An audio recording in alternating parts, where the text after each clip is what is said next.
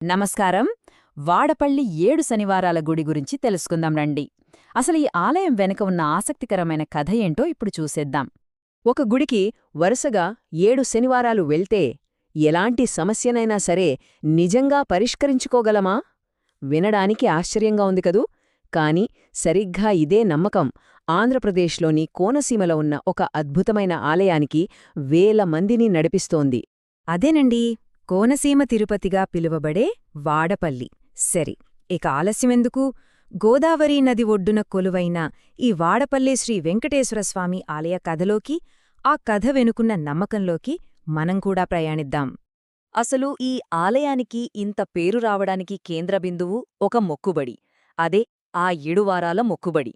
మరి దాని ప్రత్యేకత ఏంటో ఇప్పుడు చూద్దాం. సో, ఇంతకీ ఏంటా మొక్కుబడి అంటే? వరుసగా 7 శనివారాలు ఈ గుడి చుట్టూ 7 సార్లు లేదా శక్తి ఉంటే 108 సార్లు ప్రదక్షిణలు చేయాలి. అలా చేస్తే మనసులో ఉన్న ఎలాంటి మంచి కోరికైనా నెరవేరుతుందని, కష్టాలన్నీ తీరిపోతాయని ఒక బలమైన నమ్మకం. అయితే ఇంత బలమైన నమ్మకానికి మూలమెక్కడుంది? దాని వెనక ఒక పెద్ద పురాణగాథే ఉంది. ఈ ఆలయ స్థల పురాణం వింటే నిజంగా ఆశ్చర్యం వేస్తుంది. ఎందుకంటే ఇక్కడి దైవం ఆవిర్భావమనేది మామూలుగా జరగలేదు. సాక్షాత్తూ శ్రీ మహావిష్ణువే తన రాక గురించి ముందే చెప్పారని అంటారు. స్థలపురాణం ప్రకారం ఈ ఆవిర్భావం 4 ఘట్టాల్లో జరిగిందట. మొదట విష్ణుమూర్తి గౌతమీ నదిలో ఒక గంధపు పెట్టె రూపంలో తాను రాబోతున్నానని మాటిచ్చారు. అన్నట్టుగానే ఆ పెట్టె నదిలో తేలుతూ వచ్చింది. మరి దాన్ని ఎవరు కనుగొన్నారు? ఒక పవిత్ర గరుడ పక్షి ఆకాశం నుంచి దారి చూపిస్తూ వచ్చి గ్రామస్తులకు ఆ పెట్టె ఎక్కడుందో చూపించిందట. ఆ తర్వాతే స్వామివారిని అక్కడ ప్రతిష్ఠించారు. అయితే ఆలయ కథ ఇక్కడితో అయిపోలేదు. ఎందుకంటే దీనికి ఒక పునర్జన్మ కూడా ఉంది. ఒక ఊహించని నష్టం, ఒక సాధారణ వ్యాపారి చేసిన అద్భుతం. ఈ రెండింటితో ముడిపడిన కథ అది. చరిత్రలోకి వెళ్తే కొన్నేళ్ల క్రితం గోదావరికి వచ్చిన ఒక పెద్ద వరదలో అసలు గుడి మొత్తం మునిగిపోయిందట. అప్పుడు పెనుబోతు గజేంద్రుడు అనే ఒక వ్యాపారి ఉండేవాడు. ఆయన ఓడలు సముద్రంలో తప్పిపోయాయి. అప్పుడాయన, స్వామీ, నా ఓడలు నాకు తిరిగి వస్తే నీకు గుడి కట్టిస్తాను అని మొక్కుకున్నాడు. నమ్మశక్యం కాని విధంగా ఆ ఓడలు తిరిగి వచ్చాయి. ఆ తరువాత 1759లో పెద్దాపురం రాజు పెమ్మ గజపతిగారు ఏకంగా 270 ఎకరాలు దానం చేయడంతో ఆలయ కైంకర్యాలు ఆగకుండా జరిగేలా చూశారు. ఇక ఈ ఆలయంలో అన్నింటికన్నా ప్రత్యేకమైన విషయమేంటో తెలుసా?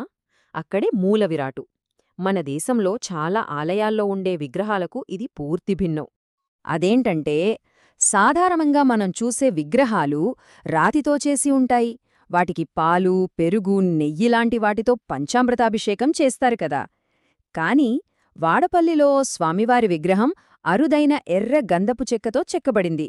అందుకే ఆ చెక్క పాడవకుండా ఉండటానికి కేవలం కర్పూర తైలంతోనే అభిషేకం చేస్తారు. చాలా ప్రత్యేకం గదా. సరే, మరి 7 వారాల మొక్కుబడి అయిపోయింది. ఆ తర్వాతేంటి? కథ అక్కడితో ముగియదు.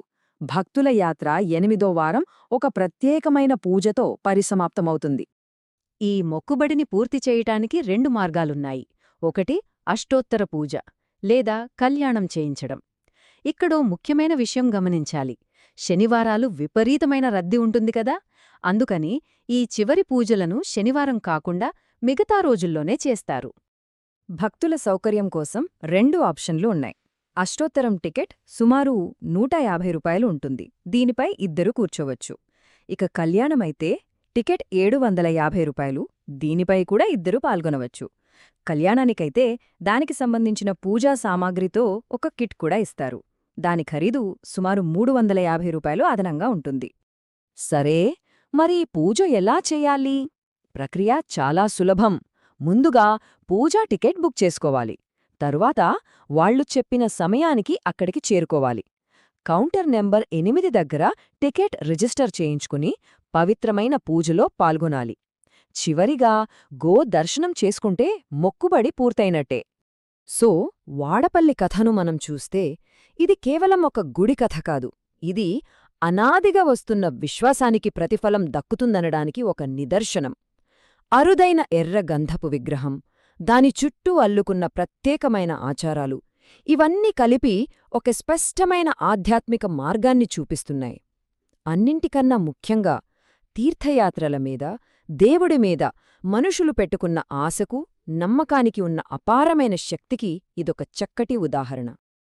ఒక 7 వారాల మొక్కుబడి, ఒక చెక్కతో చేసిన దేవుడు, ఒక వ్యాపారి చేసిన అద్భుతం, ఇవన్నీ వింటుంటే ఏమనిపిస్తోంది? ఇదంతా కేవలం కథ? లేక దీని వెనక నిజంగానే విశ్వాసమనే ఒక అద్భుతమైన శక్తి ఉందా? బహుశా ఈ ప్రశ్నే వేలాది మందిని వాడపల్లికి నడిపిస్తూ ఆ క్షేత్రాన్ని సజీవంగా ఉంచుతుందేమో.